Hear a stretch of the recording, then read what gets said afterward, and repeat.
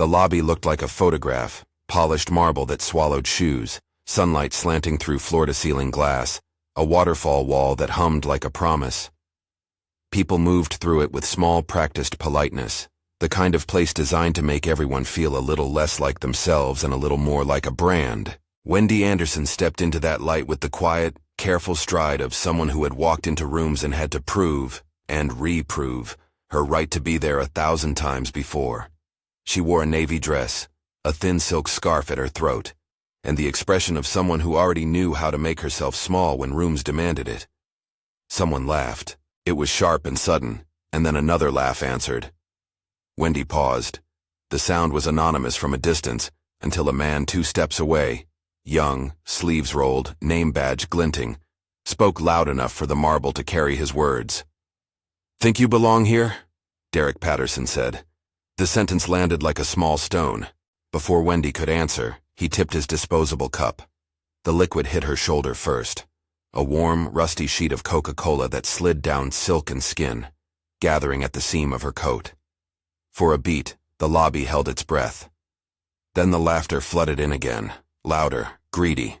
Phones came up. The receptionist's mouth was a thin line. One hand went to a drawer as if to fetch a towel, then froze. Wendy tasted sweetness at the back of her throat, and something sour that was not the drink. People were not giving her the look of sympathy you get when misfortune is accidental. They were giving her an appraisal, quick and public, the sifting of someone deciding whether she belonged in their story. "Get out," Ashley Morgan said, bright, aggressive, leaning over the desk. Her posture had the neatness of a practiced dismissal. Brittany Collins, whose job paid her to receive guests with a smile that neutralized whatever difference a stranger might bring, snapped a photo and laughed. "Who brings a Starbucks-level confidence to a place like this?" she said, snickering at her own joke. Wendy's hand lifted to the scarf at her throat, the silk heavy and tacky under her fingers. The fabric clung to her skin, the dark spread of soda like a bruise in plain sight. "Excuse me," she said, and the word tried to be diplomacy. "I'd like to speak to management." Her voice was small but clear. It was the small voice of a woman asking for what anyone would expect: a towel, directions to a restroom, the courtesy of being seen. Instead, Derek took a step forward, chest puffed as if he had rehearsed being offended for the camera. "She's recording," he said, to no one in particular, and the accusation spread like a rumor. Caught her on their phone. She was filming the lobby. A few heads turned to the phones already raised. People had no interest in the truth. They had interest in the image. Somebody murmured the word security. Someone else said trespass. The language was quick and litigious in the way of people who make an argument into a verdict. Wendy said nothing for a moment. She felt it. The urge to leave, to wipe the silk and pretend the stain had been a gust of wind, to exit and preserve her anonymity and spare herself the theater that was about to begin.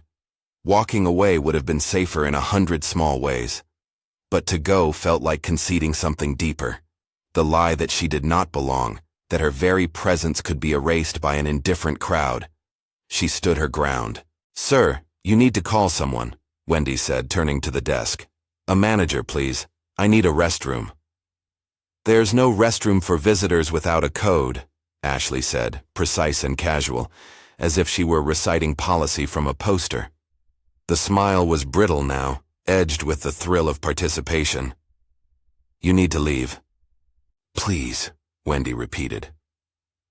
The lobby's glass window split the sunlight into shards, and in each shard a different face watched her. Amusement, discomfort, boredom, delight. A young woman in a suit filmed with both hands, composing angles, already thinking about a caption.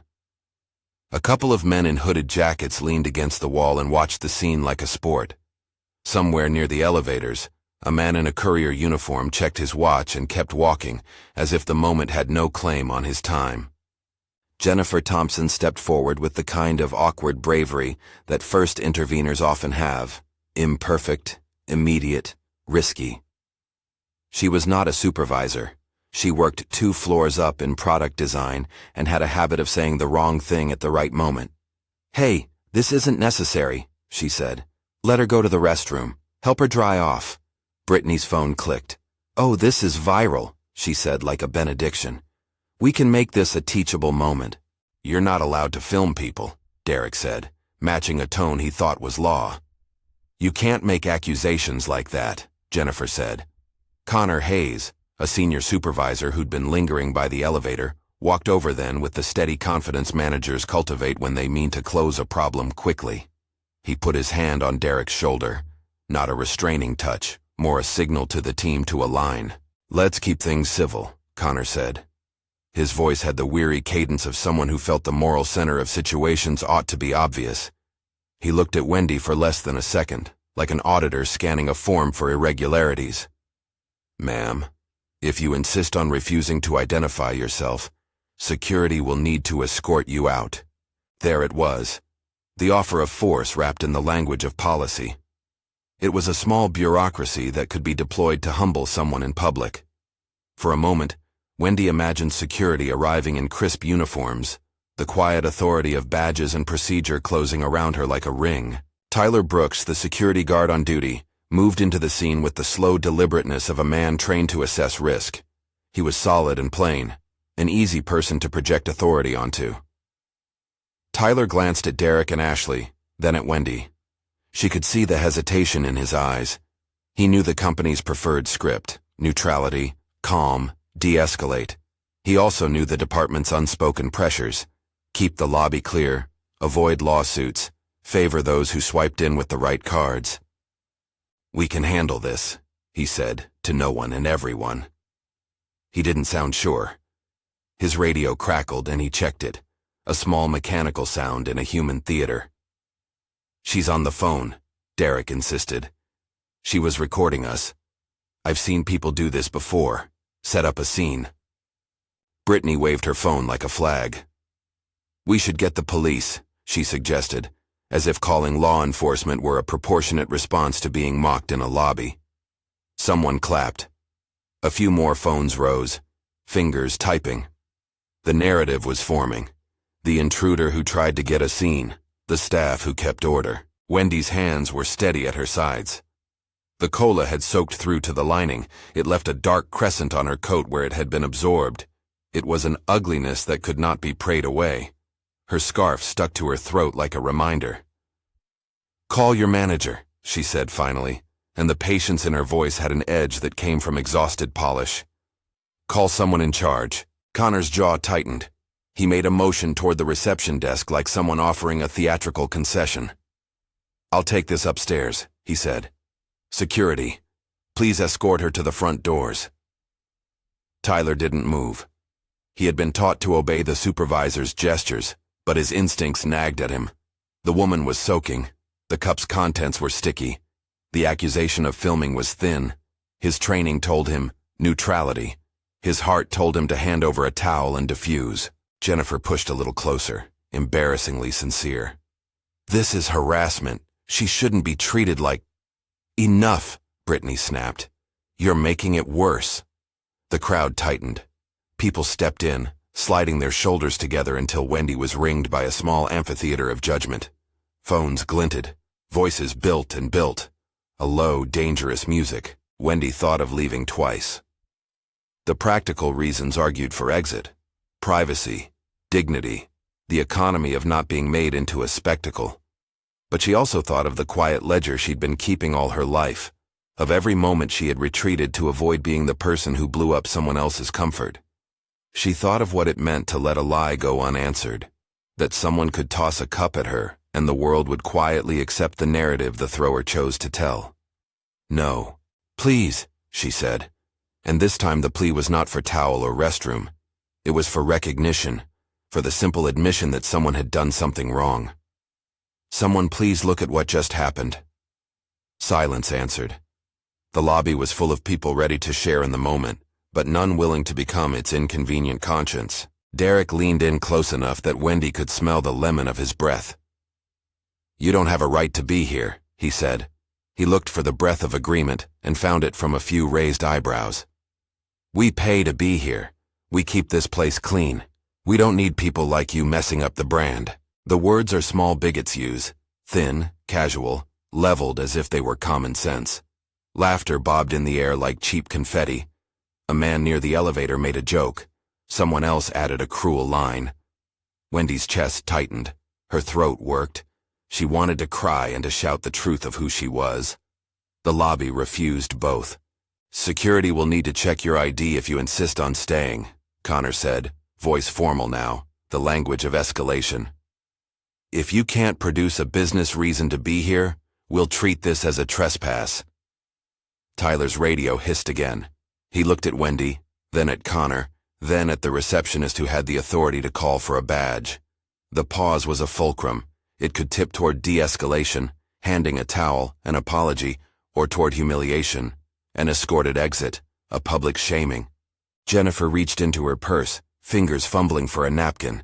She thrust it at Wendy. "Take it," she said. "Please. It's not right." Wendy accepted it with the quiet politeness that had kept her afloat in boardrooms and churches and quiet family dinners.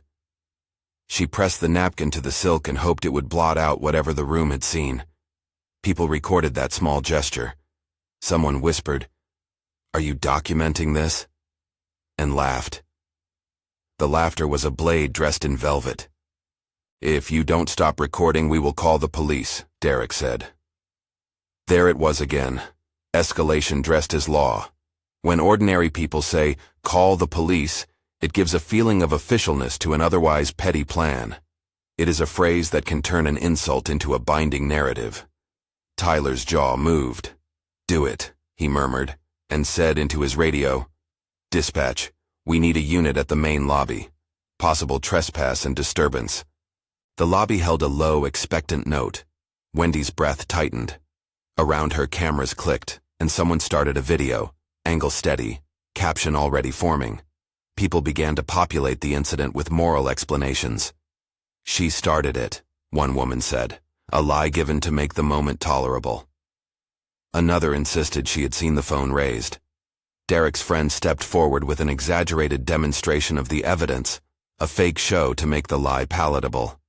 Wendy thought of her mother telling her years ago, never to give anyone the satisfaction of your pain. The dictum had been a survival skill. Now it felt like a shackle. She wanted to tell them everything, that she had a meeting in the 26th floor conference room with a client who had already been delayed, that she had come straight from the transit stop, that she had never once filmed the lobby for fun. But no one had asked her story, and the structure of the room rewarded not the truth but the louder narrative. She kept looking at the people around her for the one face that would break the script. Jennifer kept her eyes heavy with guilt. Tyler's face was a map of indecision. Connor's expression was something like managerial annoyance. Only one face was absent from the crowd, the person whose arrival would change everything. People murmured about whether ownership would care, whether executives ever noticed the small humiliations that transpired in their meticulously curated spaces. Outside, a car slowed in the driveway. A black sedan, large, discreet with privacy glass, slid into the lot and stopped under the awning. The sound of its engine was swallowed by the waterfall, but the shifting of the crowd was not. Conversations quieted. Phones tilted to record a possible new angle. The story could bend toward a new actor, a corporate owner who might be indulgent, who might roll his eyes and move on, who might not even notice the person who had been targeted. People guessed at the occupant. "Owner," someone said. "Maybe the founder." They were wrong in the way people often were about what mattered. For a moment the lobby held a theatrical hush. Then the sedan's door opened, and a figure stepped out. Jonathan Reed, the company's owner, who usually moved through his building with the exacting composure of someone who had learned to let architecture reflect his image. He wore a charcoal suit that sat on him like a second skin, and a face that had been softly edited by years of public exposure. He walked with the measured pace of a man who expected the world to comply. No one expected him to stop. He did. He crossed the marble in a single unhurried glide, and when he closed the distance the room seemed to fall into a new alignment, as if gravity had decided to follow his shoulders. To everyone present, he represented a different kind of power, the authority that could contextualize and correct or ignore and allow.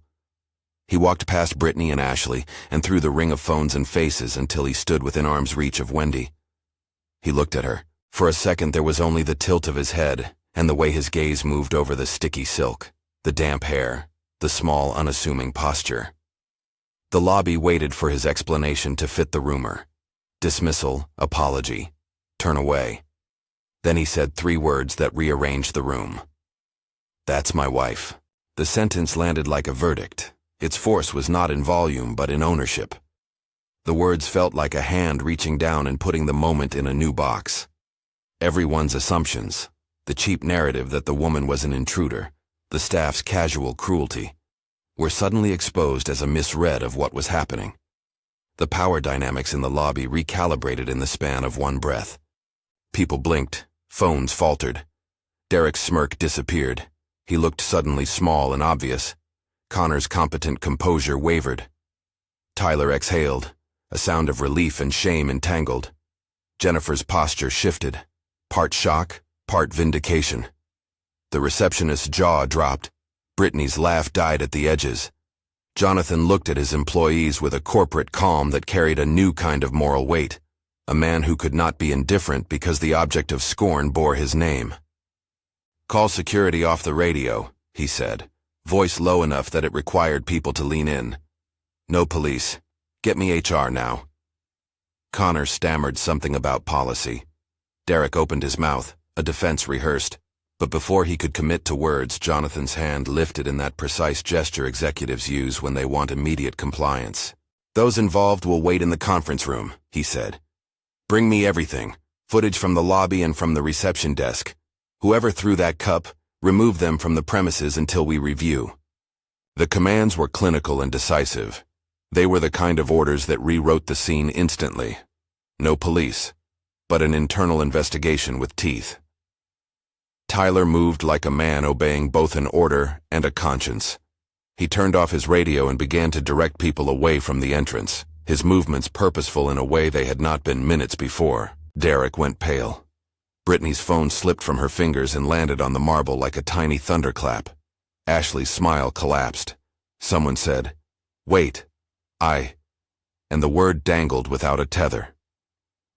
Jonathan walked to Wendy, close enough that she could see the small lines at the corners of his eyes.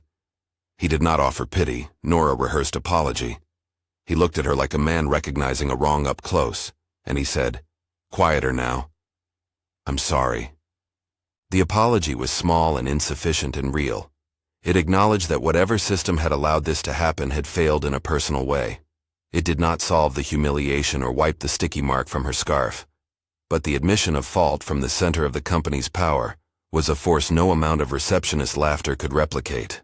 "What happened here?" Jonathan asked, turning to Connor and to the staff. His voice no longer sounded like a man asking for an explanation. It sounded like a man demanding one. "They were filming," Derek started, voice thin. She was being disruptive. "Witnesses?" Jonathan asked. Silence. The crowd had no answers that matched the gravity of his question. "Everyone away from the door," he said, brisk now, the executive cadence that converted confusion into order. "Patricia, Stephen, get down here. Bring HR, bring legal. Someone get that footage. I want the front desk camera, the elevator, everything." Patricia Wilson, head of HR, arrived breathless from a stairwell, her face already composed into the professional calm her role required. Stephen Carter, legal counsel, appeared behind her, his presence an immediate signal that the company had moved from chaos to control. They clustered like generals arriving to set strategy. Jonathan faced them with the same simplicity of purpose that had produced the sentence that had changed the room. "No arrests," he said. "Deal with it here. We will handle consequences internally. We'll be transparent. I will be present." And then, softer, nearly private, he looked at Wendy. "Are you okay?" he asked. She was not. The soda had dried into the silk in a sticky constellation. Her mouth tasted like cola and humiliation. Yet in the look between them, there was a recognition of insult and a hint of the possibility that something would be done about it that did not center around bruising her further. "Yes," she said, and it was the best answer she could give in that pressure. Her voice was steady enough to be believed. Jonathan nodded and his attention snapped back to his team. "Suspend anyone who obstructs the investigation," he said. "If staff colluded in misinformation, they will be subject to immediate disciplinary action. We will hold an all hands and be transparent about next steps. I want training scheduled and an external review. No performative gestures, real accountability. His language was precise. Even his words about transparency carried the caution of a man who understood the optics of corporate apology. But the force of his authority changed the energy in the room. People who had been performing cruelty now performed contrition or confusion. Connor's face was a map of defensiveness turning toward dread. Derek began shifting from bravado to the awkwardness of someone whose phone of allies was suddenly out of service. Brittany scrambled to pick up her device, fingers shaking. Tyler looked at Wendy and then at Jonathan. Something in him relaxed, a long-held doubt unspooling. He had almost called the police. He had almost obeyed the quieter institutional impulses that side with those who appeared to be in and push out those who appeared to be out. Now a higher, clearer authority had reframed the moment. He took a deep breath and set about following the new orders. Jennifer hovered at the margins, hands clenched. She had tried to intervene and had been shushed away. Now she felt the odd, complicated warmth of being right in the face of shame.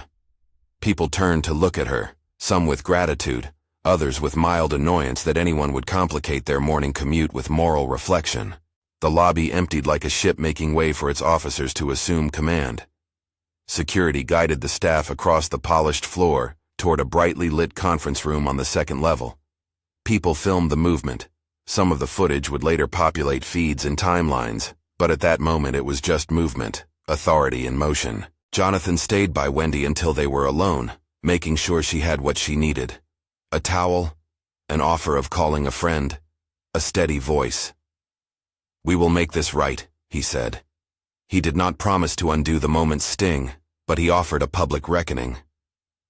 "Thank you," Wendy said, and the words carried a complicated weight. She was not thanking him for saving her dignity. She was thanking him for choosing not to let the story die in their hands as a convenient anecdote. When they reached the conference room, the mood had shifted from spectacle to procedure. Patricia and Stephen set up a laptop. Someone pulled the security footage from a recorder and connected it to the screen. The room smelled faintly of sanitized coffee. People were asked to sit. Tyler, Connor, Derek, Brittany, Ashley, Jennifer.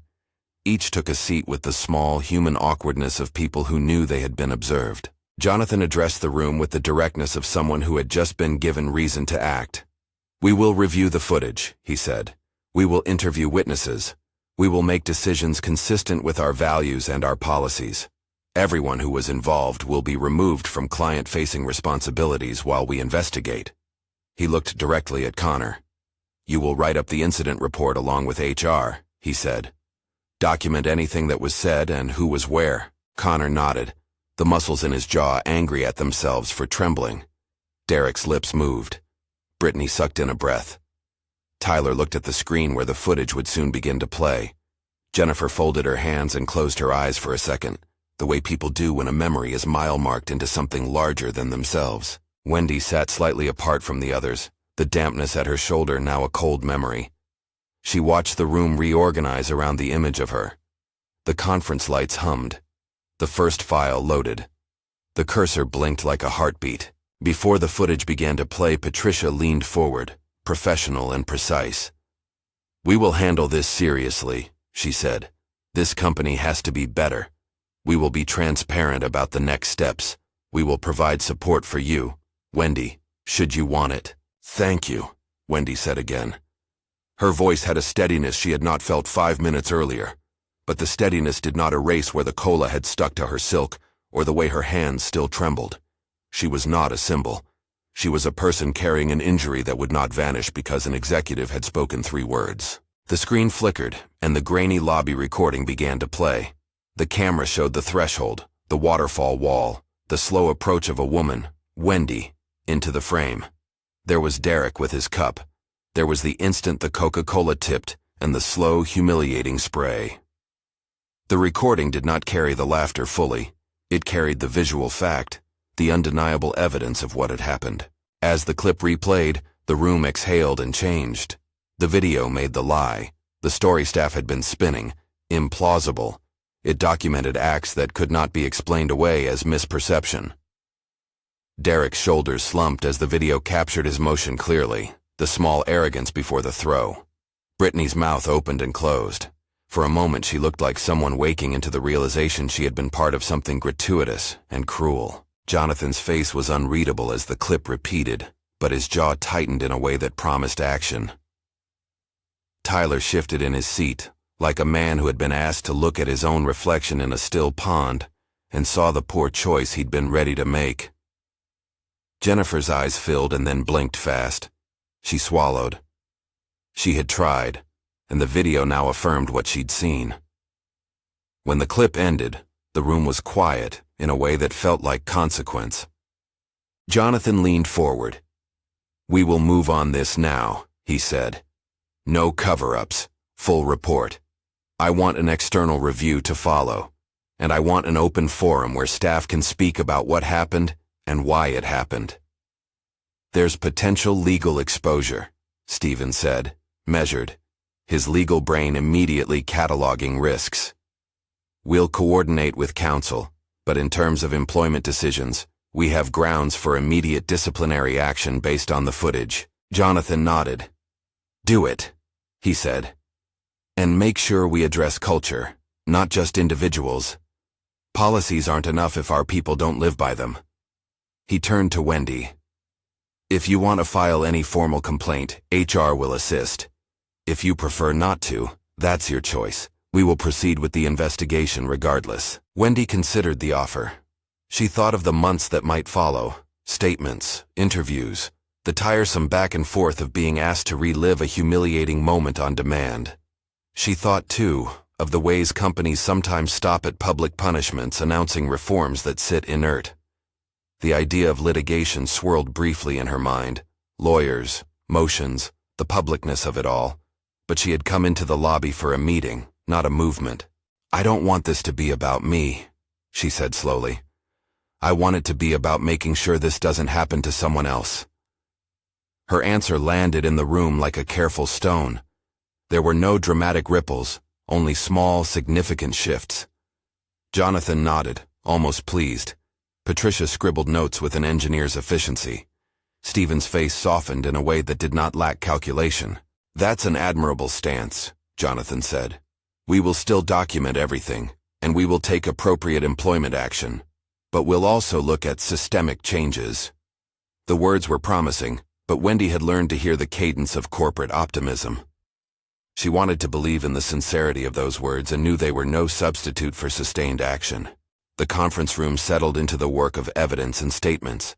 People were asked to leave notes, to recount their versions in writing. Derek, cheeks flushed, fumbled with an apology that had not been crafted enough to matter. Brittany avoided eye contact. Connor wrote methodically. Tyler gave his statement in halting sentences, the soldier of protocol reclaiming his professionalism by the book. Jennifer offered hers with shaking clarity. When the initial statements were done, Jonathan stood. "I'll be present at the all-hands," he said. "We'll be transparent about what we do, but I want to be clear. This is a test of our values. If we fail here, we are not the company we say we are." There was a hush, a sense of immediate gravity. People gathered their coats, their phones, their shaken confidence. Wendy helped herself to a towel offered by an HR staffer and dabbed at the spot where the cola had stuck like a memory. "Do you want someone to call for you?" Patricia asked. Wendy considered it. "Not right now," she said. "Maybe later." The group filed out of the conference room and into an elevator that hummed like a machine deciding on the next shade of its behavior. Outside, the lobby had resumed a modified functioning. Guests walked past with a new watchfulness. Reception had a cautious competence about it, like a wound being tended for the first time. The fountain still fell, a small river of water going on as if nothing had happened. Small things in the world often do. People said the words systemic change and external review. They promised anti-bias training, anonymous reporting channels, an independent oversight committee. It was easy at a moment like this for institutions to promise. The harder task was to make those promises outlive the news cycles and the executive's presence. Wendy knew that promises could be a kind of balm, but balm did not suture structural injury. Jennifer walked with her for a while, close enough to fill the silence without assuming it. "I'm so sorry," she said. "I should have done more sooner." "You did what you could," Wendy told her. The truth was partial. Jennifer had not done enough to stop it, but she had spoken up when others shushed her. Wendy valued that. She also felt the ember of something else, an ache from the moment they'd been left vulnerable in a place designed to return dignity. Outside, the sedan waited quietly. Jonathan instructed staff to escort Wendy to a private room where she could dry off and have a moment away from cameras. The lobby had been a theater. Now it was a scene being stowed for later review. As Wendy walked away, she thought about the smallness of public theater and the weight of private recovery. She had refused to let the incident be wrapped into a tidy narrative where the victim disappears and the company calls it a victory. She wanted instead something messier and more truthful. Accountability that lasted, not a press release that would lapse into a paragraph of contrition. Behind her, the conference room lights still glowed. Inside, the team prepared statements, called legal counsel, and began the machinery of institutional response. Outside, in the bright ordinary world, people whispered and moved on, as they always do when a moment demands they be something other than comfortable. The video of the throw, the replay, and the 3 words that had reordered the lobby would travel. Social feeds would pulse with outrage, and then with that familiar cycle of outrage to forget. People would take sides and make declarations, and the company would move through stages of apology and action. But for now, in the quiet private room where Wendy sat wrapping her scarf around a damp shoulder, there was the small, raw business of human recovery, the awareness of humiliation, the recognition of a small mercy from a voice with authority, and the sense that even an owner's 3 words could not entirely heal the wound. Outside in the lobby, Connor drafted his report. Derek sat in a chair too big for his frame and scrolled through comments that had already started to attach to his name. Brittany stared at a blank screen and tried to make her next post sound contrite. Tyler checked the log he had almost written and rewrote it with the careful honesty duty demanded. Jennifer texted a friend about what had happened and felt the tremor of something that might, in time, turn into action. The company was moving. The stitches were being applied. But Wendy knew, with the slow certainty of someone who had seen too many good intentions evaporate, that change required stubborn tending. Saying, "That's my wife," had reset a room.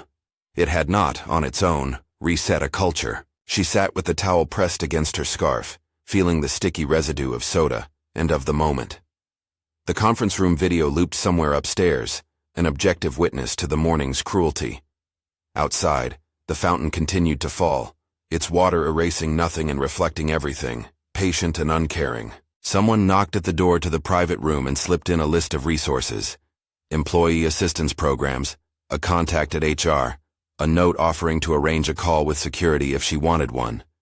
Patricia's handwriting was neat and practical. Wendy read the list and folded it into her purse. She did not yet know whether she wanted to be the person who pushed the company to change, the person who turned grievance into reform, or the one who took a settlement and disappeared. She felt the weight of those choices like a stone in her hand, heavy, consequential, capable of being thrown or kept. The building was full of people who would decide, in the hours and days to come, whether this incident would be a moment or a movement. They would draft memos, call vendors, set up training sessions. Some of them would feel real remorse. Others would feel the discomfort of being exposed. A few would look for ways to minimize damage and move on. Wendy folded the towel into the shape of a small private altar and pressed it to the place where the cola had hit. It would leave a mark on the fabric and a place in her memory. She thought of the many small humiliations that do not make it to conference rooms and the many quiet decisions to stay or walk away that shape a life. For now, she had a moment to breathe. The lobby had been rearranged by 3 simple words. The owner's ownership of his family had forced the company to attend, and the immediate machinery of accountability was spinning into motion. But Wendy was not naive. She knew that the hard work would be the long one, the reforms that had to be designed and enforced, the training that had to be real instead of performative, the independent oversight that would not be outsourced to a press release. She thought of the people who had stood like witnesses, and those who had turned away. She thought of Jennifer's half-formed courage, of Tyler's last-minute decision to listen to his instincts, of Connor's reflex to protect the company's image first. She thought of Derek and Brittany and Ashley. Their faces would be names on an incident report, but behind every name there was a possible story of shame and a path toward accountability that was uneven and uncertain. Outside the building, someone had already uploaded a clip. Comments spun. Outside the building, someone had already uploaded a clip. Comments spun up like dust devils.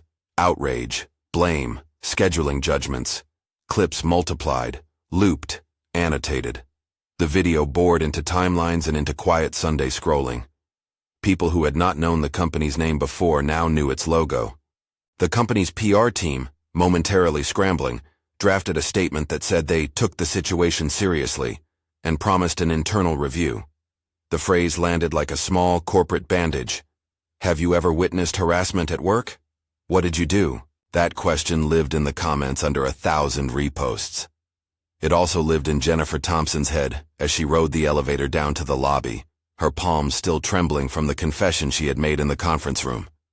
She had intervened in a small, frightened way. She had not stopped the cup. The difference between the two kept her awake.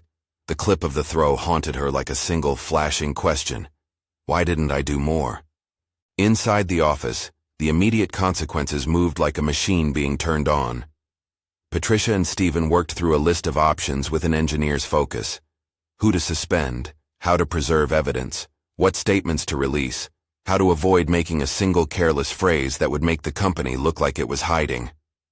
They recommended suspensions for the employees directly involved and a mandatory leave for Connor while they reviewed his decisions. Jonathan signed the orders himself. Derek received a text from Connor asking him to wait in the conference room. The text read like a summons and like a threat. Brittany and Ashley were similarly asked to stay put. For all three, the room felt suddenly small and bright and public in a way they had not expected when they'd been laughing at the marble. Outside the conference room, Wendy sat with a towel around her shoulders and a cup of water she did not really taste. Someone from communications, gentle, apologetic, offered an on-the-record interview. Wendy declined. She was not yet ready to make the moment public beyond the clip that already existed. The humiliation that had been broadcast needed for now to be a private thing she could hold between her ribs and examine without the world's commentary. In the days that followed, the company enacted the immediate measures Jonathan had announced. The staff involved were placed on suspension. A handful of senior employees faced reassignment. An all-hands meeting was scheduled for 3 days later.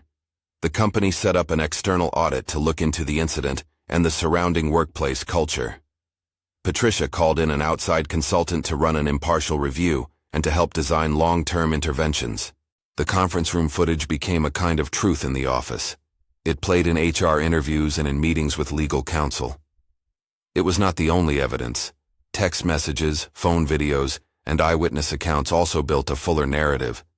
But the clip carried a visceral force that dislodged the casual explanations the staff had been spinning.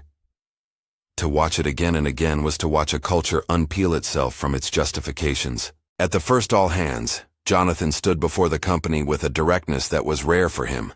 He did not speak in platitudes. He said, "We failed to protect a person who had every right to be here." He named the facts without dilution. What had happened in the lobby, who had been involved, and what the company would do in response. He promised transparency and detailed a series of commitments: anti-bias training for all employees within 60 days, a new anonymous reporting system accessible to contractors and visitors as well as staff, mandatory de-escalation and trauma awareness training for security, and an independent review board that would include outside civil rights advocates. "Words are not enough," he said.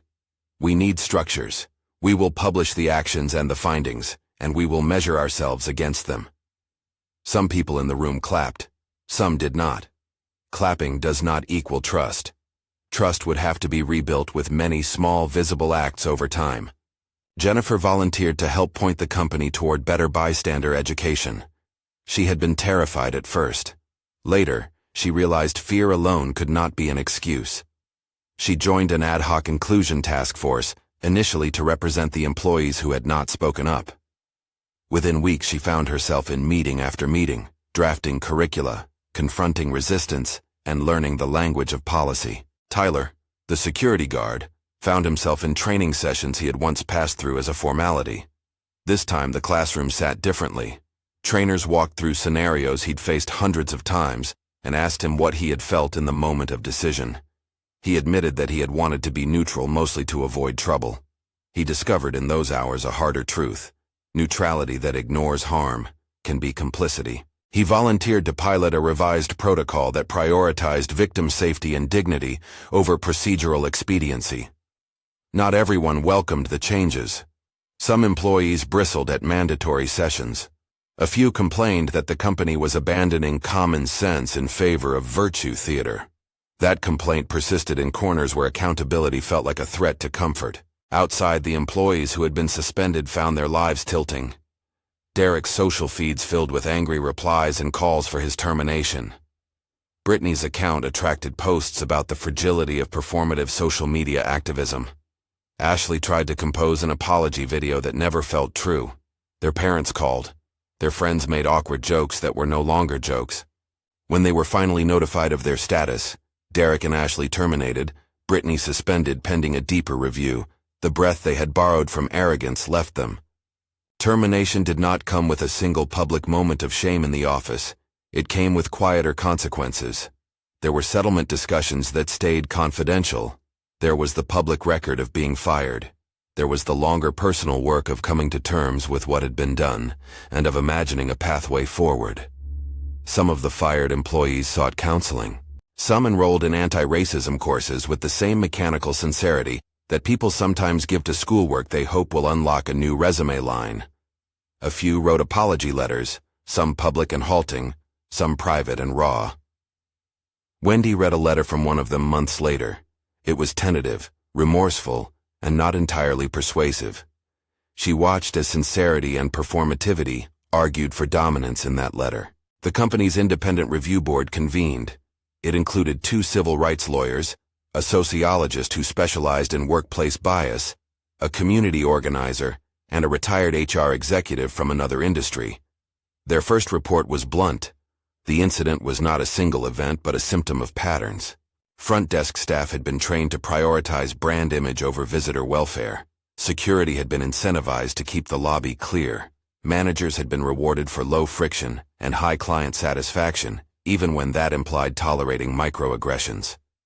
The report recommended structural remedies, revised hiring and promotion criteria tied to demonstrated inclusion practices, independent oversight of complaints, annual public reporting of bias-related incidents, and concrete metrics to evaluate progress. The words independent oversight meant more than a committee. They meant a public commitment to let someone from the outside look in, to hold the company's leaders to standards they could not easily edit or bury. For a company used to controlling its narrative, that was unfamiliar territory. Wendy watched these developments with a wary hope. She had not sought this role, but as the company moved toward those promised reforms, she began to feel the small tug of influence. Patricia invited her to join a panel on the company's new inclusion initiatives.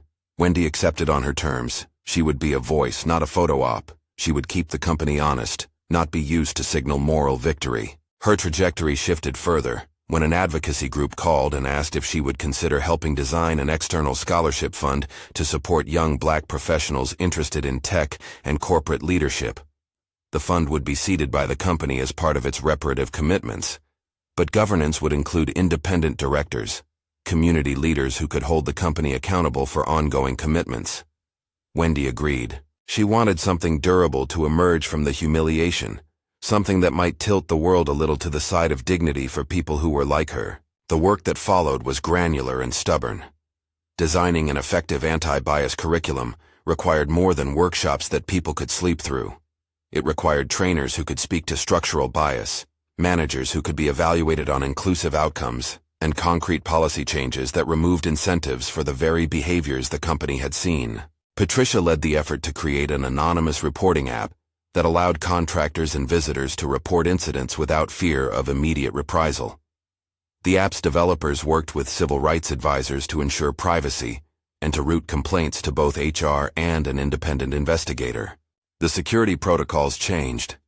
Tyler worked with trainers to develop a new script, prioritize de-escalation and the safety of the person who reports harm, document objectively, call supervisors only when necessary, and never, under any circumstances, call law enforcement to resolve what is primarily an internal employee conduct issue unless there is immediate danger. The script was taught, tested, and practiced until it felt less like a policy and more like a muscle memory. One afternoon, 3 weeks after the incident, the company held a public forum. Employees were invited to speak honestly. The room filled with people who had watched the clip and wondered where they stood when it came to courage. Some confessed to discomfort. Others apologized for not speaking up. A small, brave contingent said their silence had been easier than the risk of losing their jobs. That last admission landed with a sound like glass breaking.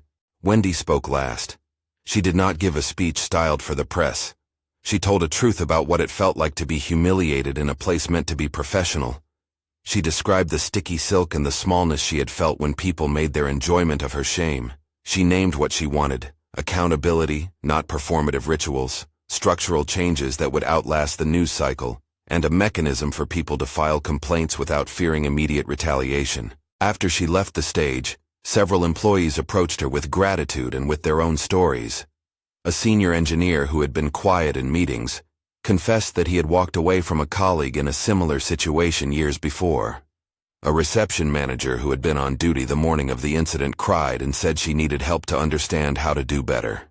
Those moments were small, but real. They did not cancel the damage, but they opened pathways. Derek, in the weeks that followed, tried to build a narrative of contrition. He wrote a public apology, his words awkward, earnest, and predictably viral. He recorded himself in a living room lit for a confession, speaking about immaturity and having a lot to learn. Some people accepted it as a beginning. Others, including people who had faced similar humiliations, scrolled past with a sharp, necessary distrust. Derek petitioned for restorative meetings. He wanted to sit with Wendy, to hear how he had harmed her, and to be held to a process of accountability that might, in time, allow him to work in the industry again. Wendy listened to his request. She agreed to a mediated conversation only if certain conditions were met. His participation had to be sincere, it had to be accompanied by professional counseling, and it had to be structured by community mediators, not by corporate PR staff. Their first restorative conversation was difficult. Derek appeared raw and baffled by the depth of the wound he had inflicted. He read from notes, and at times, tried to justify himself. Wendy let him speak, which was no kindness. She wanted to watch whether his contrition had depth. He apologized and then spoke about being a product of small-town attitudes and poor models. He said the words, "I was wrong," and meant them enough that it trembled. Wendy responded with a steadiness she had grown into in the weeks since the lobby. She told him exactly how the throw had landed on her sense of belonging, on her sense of safety. And then she listened to him when he described his own shame. That conversation did not erase anything. It did not provide a clean arc of redemption. It started a process. Derek later agreed to a public-facing apology and to take part in diversity training for several months, but he also faced the tangible consequence of a resume gap and a small public record of termination that shadowed his applications. Meanwhile, Wendy's public work widened. She began speaking at events about dignity in public spaces and about corporate responsibility. She accepted an invitation to join the oversight board for the new scholarship fund. The fund's first awards went to 3 young professionals from underrepresented neighborhoods who had shown promise in leadership roles. The board included company representatives and outside partners who made sure funds were distributed transparently. For Wendy, the fund was not an antidote to humiliation. It was a promise to funnel resources into building a different future. 3 months after the Coke had hit her shoulder, the lobby looked almost the same at a glance. The marble still gleamed. The waterfall still hummed. But there were differences that slowly revealed themselves. A kiosk near the entrance with a QR code directing visitors to the anonymous reporting app. A new placard outlining guest rights. Security staff wearing new lanyards with clear identification and training badges. A poster in the elevator listing resources for employees who experienced harassment. Small things, but cumulative. On a gray morning, Wendy walked through the lobby again. This time she was not going to a client meeting. She was there for an oversight check-in. She moved with a quiet that had been tempered, but not polished away. Her scarf was new. The memory of the sticky silk remained. A receptionist offered her a warm towel with practiced kindness. Tyler, now visibly composed in a revised uniform, nodded at her with a small, genuine recognition. "Morning," he said. "Thanks for coming back." "Thank you for doing the work," Wendy replied. They passed each other with a new kind of civility, one built from effort rather than habit. Brittany, whose suspension had been extended pending completion of training and a restorative plan, worked at a different desk. She avoided meeting Wendy's eye. There were awkward moments in the next months, an apology left folded in a mailbox, a staff meeting in which someone suggested the changes were too much. But most of the time, people adapted to being watched in new ways. Jennifer, promoted to a coordinator role on inclusion initiatives, had begun running monthly bystander training sessions. Her style was imperfect and earnest. She ran exercises that taught people how to interrupt small acts of cruelty and how to document incidents without escalating for spectacle. People grumbled, then stopped grumbling, then started to show up differently. The company produced its first transparency report, which did not look like a victory lap. It included data, the number of complaints filed, the number of incidents substantiated, and the number of employees disciplined. It acknowledged failures and outlined steps for the coming year. Investors read it. Job applicants read it. Some critics said it was not enough.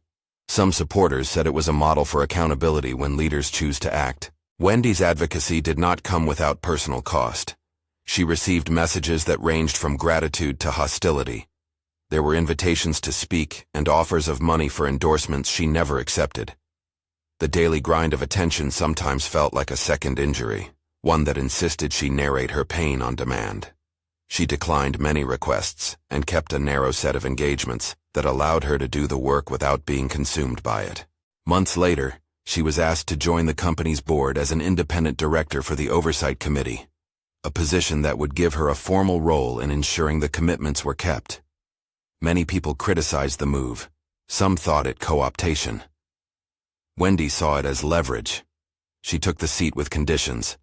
The Oversight Board would have real authority, external members would hold voting power, and the scholarship fund would remain governed by an independent nonprofit. She insisted on quarterly public reporting. The board agreed. The arc of accountability never smoothed itself into a linear narrative. There were setbacks, a mismanaged complaint that should have been escalated, an employee who completed training but returned to old patterns. But there were also quiet wins, a receptionist who used the reporting app to stop a harassing client, a security guard who intervened to protect a vendor from verbal assault and then filed a thorough incident report, a manager who lost their job for failing to act. One evening, Wendy stood on a small stage at a community event and told a room full of young professionals what she had learned. "Dignity is not a thing that is given once," she said. "It is protected by systems and by people who risk being inconvenient. The moment someone chooses to watch rather than act, we all lose a little ground." People listened and then asked practical questions. How do you train people to care? How do you measure change? How do you stop the cycle of performative reactions after a viral clip? Wendy answered what she could. Track behavior, not words. Create structures where complaints are taken seriously. Build external oversight. And involve community partners who will not let the company shape the narrative alone. Back at the company, the Oversight Board released its first independent assessment a year after the incident. The report praised several concrete changes: reduced incidents of reported harassment in the lobby, higher rates of reporting overall, an indicator people trusted the system, and documented changes to promotion criteria tied to inclusion outcomes. The report also criticized the company for slow timelines in one area: middle management accountability. It recommended further investments in long-term cultural change. Redemption narratives coalesced awkwardly around some individuals. Derek, having lost his job and spent months in counseling and community service, applied to a restorative program that connected him with mentors from the communities he'd harmed.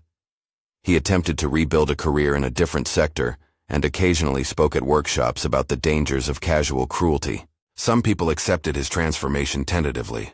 Others wanted nothing to do with him. The moral calculus was messy, as it so often is when harm meets humility. Wendy watched those attempts with careful distance. She believed in the possibility of change. She did not believe in automatic absolution. She would meet with people who sought to make amends, but she would also make sure that apologies were matched by structural action. Restitution, she argued, had to be measured in deeds, not only in words. A year after the cola hit her silk, the company held a public forum to present its progress. Jonathan spoke about responsibility. Patricia presented data. Tyler and Jennifer were invited to speak about training changes. Wendy chaired a segment of the event, asking the tough questions she expected the audience to face. How will you ensure these changes outlast leadership? How will you make transparency so routine that it cannot be starved of attention? After the forum, an older woman approached Wendy and took her hand. You changed something, she said. My granddaughter is going into tech next month. She told me she saw what you did and thought, maybe, the world will be less cruel. Wendy felt a wash of complex feeling. Relief, sadness, the knowledge that one personal moment had rippled into something larger. She thought of the many people who had not been seen that day in the lobby and who never would be. She thought of the times she had been smaller to make others comfortable, and of the times she had chosen not to be small. On a rainy afternoon, Wendy returned to the lobby to check the scholarship's first recipients leaving an orientation session on site. She watched 3 young black professionals laugh as they navigated the revolving doors. The sight was ordinary and electric. It was also fragile. As she stood there, someone paused at the fountain and, with a kind of casual curiosity, scanned the QR code on a nearby placard. A security camera angle caught the motion. The camera felt less like a threat now, and more like a tool for accountability. Wendy knew cameras could be misused, but she also knew evidence had been one of the few things that shifted hearts and policy that morning. The company was not cured. The culture still needed tending. There were days when mailing lists filled with complaint emails, and days when the oversight board argued about whether to publish internal memos. Progress had been made in fits and starts. The promise was not that harm would disappear, but that the institution would be harder to ignore when it happened. On the street outside, a newscaster once again asked a question about the incident, but the tone had changed. The anchors wanted to know whether the company's reforms served as a model. For Wendy, the answer was partial and pragmatic. Some parts of the company's response were admirable, other parts remained incomplete. Systems required stubborn stewardship, not a momentary rush of contrition. She walked out of the building, back into a city that rarely waited for institutions to get better. Her phone buzzed with messages, invites, thanks, a note from Derek's counselor saying he had completed a community program. She set the phone aside. The cola stain would remain a memory. The scholarship would remain a new resource. At the edge of the lobby, someone stopped and asked for directions. Wendy gave them the way with a quiet exactness. The person smiled and moved on. In the lobby, Tyler held the door for an older man who visited monthly to feed pigeons near the fountain. Brittany passed by carrying a stack of memos, her posture steadier. Wendy lingered for a moment, looking at the waterfall wall. It hummed the same steady sound it had the day she walked in and had been struck by contempt. It had not changed, but underneath the surface, something had shifted. New channels for complaints, new training for security, a community-funded scholarship, an oversight board with teeth, employees who had learned to interrupt cruelty, and a leadership that had been made to reckon publicly. The work would continue in the small acts of enforcement and attention. She thought of the moment that had started it all, the slap of cola on silk, the slap of laughter that followed, and the quiet force of 3 words that had reordered a room. That's my wife. That ownership had been a hinge. It had swung a door that might otherwise have remained shut. Wendy walked toward the exit. As she left, she paused and looked back at the lobby, at the people moving through it, at the little kiosk, at the security desk where Tyler sat now, steady, returning nods. She thought about the ordinary decisions each person in that building would make in years to come, to look away or to step forward, to gaslight a stranger, or to offer a towel. Those small choices, when multiplied, were the real measure of change. If dignity matters to you, share this story with someone who needs to understand how bystanders shape culture. What side will you be on the next time you see an injustice?